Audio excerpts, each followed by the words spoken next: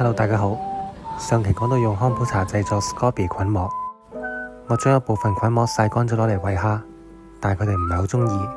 今集我要用菌膜攞嚟製作對蝦有益嘅菌液。我養嘅蝦種類好多，有中意酸性水質嘅水晶蝦，又有中意 pH 係弱酸到中性嘅原生蝦，有中意中性到弱鹼性嘅新米蝦，仲有中意 pH 比較高嘅蘇拉威西蝦。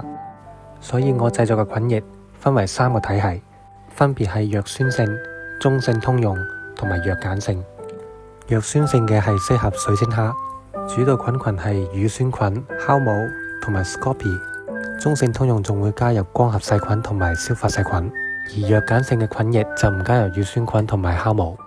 可以見到菌液喺發酵狀態下產生大量嘅氣泡。發酵幾日之後打開蓋睇睇，有啲核突。攞條攪屎棍撩一撩開啲雜質。呢個菌液俾水晶蝦嘅，目前 pH 係 3.7， 中性通用菌液 pH 係 4.4， 鹼性嘅菌液 pH 係 4.8， 但係呢啲都唔係最終 pH。 發酵完成後我會用咖啡紙過濾，確保唔會有過多嘅雜質進入蝦缸。哎呀，跌咗。我製作嘅3體系菌液，光合細菌同埋乳酸菌可以分解多餘嘅有機物，達到淨水嘅效果。乳酸菌仲可以改善蝦嘅吸收能力，酵母就可以提供β葡聚糖，提升蝦嘅免疫力。菌液加入缸之後，底床同埋玻璃面會迅速生成菌膜，呢啲係觀賞蝦最中意嘅口糧。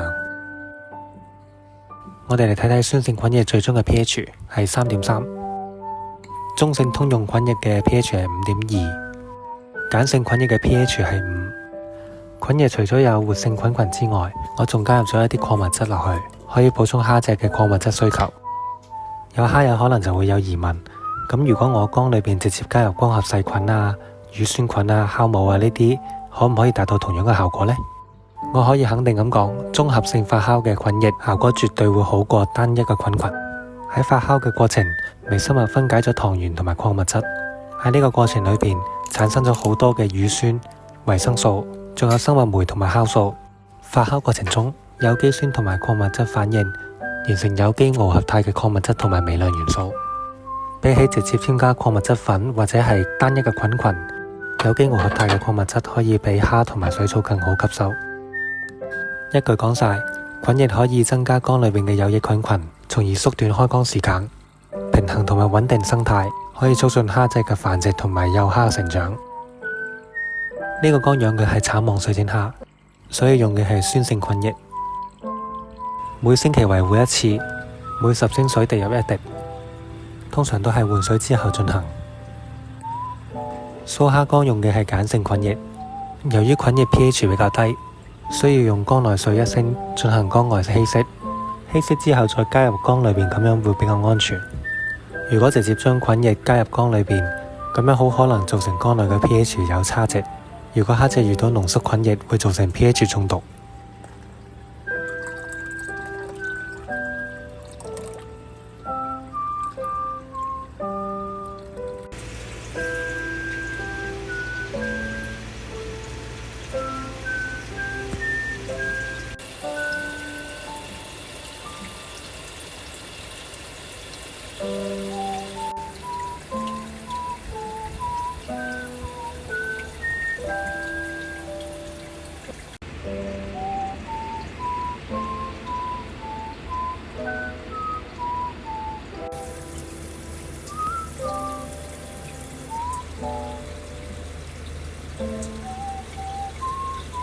好啦，今期就到呢一度。如果有需要菌液嘅話，就上海鮮市場揾我。下次見，拜拜。